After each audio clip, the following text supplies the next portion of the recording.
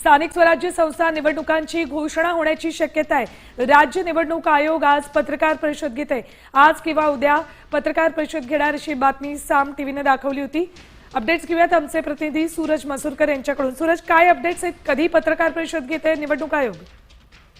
आज संध्याकाळी 4 वाजता जे आहे ते राज्य निवडणूक आयोग पत्रकार परिषद घेत आहे। मुंबईमध्ये जे सचिवालय आहे जिमखाना येथे या ठिकाणी पत्रकार परिषद आयोजित केली गेलेली आहे। मुख्य म्हणजे स्थानिक स्वराज्य संस्थेच्या निवडणुकांसंदर्भात ही पत्रकार परिषद जी आहे ते आयोजित करण्यात आलेली आहे। आपण जर का पाहिलं तर याआधी महाविकास आघाडी असेल किंवा मनसे असेल यांनी आरोप केले होते मतदार याद्यांच्या घोळासंदर्भात, आणि त्यानंतर आता ही पत्रकार परिषद फार महत्त्वाची मानली जात आहे, कारण आगामी ज्या स्थानिक स्वराज्य संस्थेच्या निवडणुका आहेत त्यांच्या तारखा आज जाहीर होतील का किंवा सूरज, बरोबर, निवडणुकांच्या तारखा जाहीर होतील का हा प्रश्न आहेच, पण ज्या पद्धतीने महाविकास आघाडी आणि मनसे निवडणूक याद्यांमधल्या घोळाबाबत, दुबार मतदारांबाबत सतत आरोप करतात निवडणूक आयोगावर, त्या संदर्भात काही उपाययोजनांबाबत सुद्धा निवडणूक आयोग आजच्या पत्रकार परिषदेत बोलू शकतं का?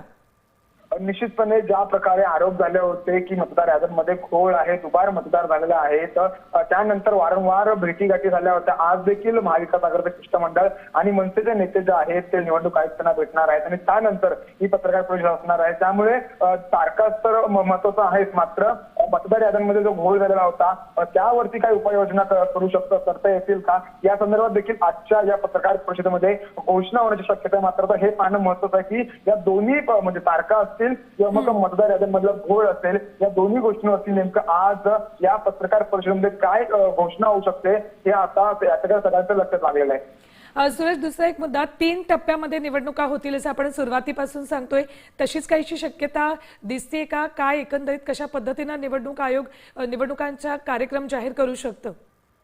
पहिलं तर सगळ्यात महत्वाचं म्हणजे तारीख असेल, मग कशा पद्धतीने निवडणुका घेता येतील आणि किती टप्प्यांमध्ये होतील। जर निवडणूक आयोगाची पत्रकार परिषद असेल, निवडणूक आयोग नगरपालिका जिल्हा परिषदेचे जाहीर करणार असतील, ज्या काही करणार असतील त्याची चिंता करण्याची गरज नाही। दौऱ्याचा आचारसंहितेचा कोणताही संबंध येणार नाही। जे काही असेल आचारसंहितेचे नियम आम्ही पाळू। आज ही पत्रकार परिषद होणार आहे। दुसरीकडे शिष्टमंडळ पण या निवडणुका मतदार याद्यांमधला घोळ या संदर्भात दिल्लीला भेटणार आहे। मतदार याद्यांमधला घोळ संपला पाहिजे। निवडणूक आयोगाने फक्त स्थानिक स्वराज्य संस्थांना निर्देश दिलेले आहे की डबल टिबल मतदान असू नये याची खबरदारी घ्यावी, परंतु हे काम निवडणूक आयोगालाच करावं लागेल। स्थानिक स्वराज्य संस्था फक्त मतदार यादी फोडण्याचं काम करतात, मतदार जोडण्याचं काम करत नाही।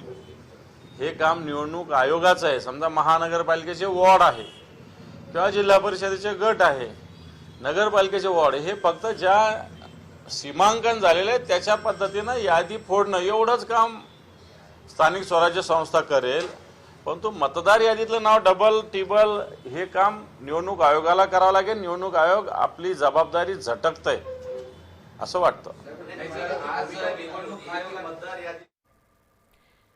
तर आज दुपारी 4 वाजता निवडणूक आयोगाची पत्रकार परिषद होते। राज्य निवडणूक आयोग या पत्रकार परिषदेमध्ये आता निवडणुकांच्या तारखा जाहीर करणार का याची उत्सुकता तर आहे। सोबतच विरोधकांकडून ज्या पद्धतीने निवडणूक आयोगाविरोधात रान उठवलं जाते, मतदार याद्यांमधला घोळ असू देत किंवा दुबार तिबार मतदार नावं त्यांची असू देत, या संदर्भात जे आरोप सतत निवडणूक आयोगावर केले जात आहेत त्याबाबत काही उपाय सुचवले जातील का निवडणूक आयोगाकडून याची सुद्धा उत्सुकता आहे, किंवा मग जे आरोप होत आहेत त्या आरोपांना निवडणूक आयोगाकडून काही उत्तर दिलं जाऊ शकतं का याचीही उत्सुकता आहे। एकीकडे आज राज्य निवडणूक आयोग पत्रकार परिषद घेणार आहे दुपारी 4 वाजता, तर दुसरीकडे महाविकास आघाडी आणि मनसेचं शिष्टमंडळ आज तिकडे दिल्लीमध्ये निवडणूक आयुक्तांची भेट घेते। केंद्रीय निवडणूक आयुक्त ज्ञानेश कुमार यांच्या भेटीसाठी ते गेलेले आहेत आणि आज इकडे राज्य निवडणूक आयोग दुपारी 4 वाजता पत्रकार परिषद घेते।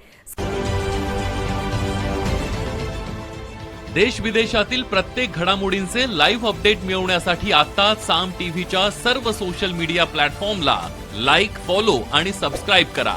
तसंच सर्व नोटिफिकेशनसाठी बेल आयकॉन प्रेस करायला विसरू नका।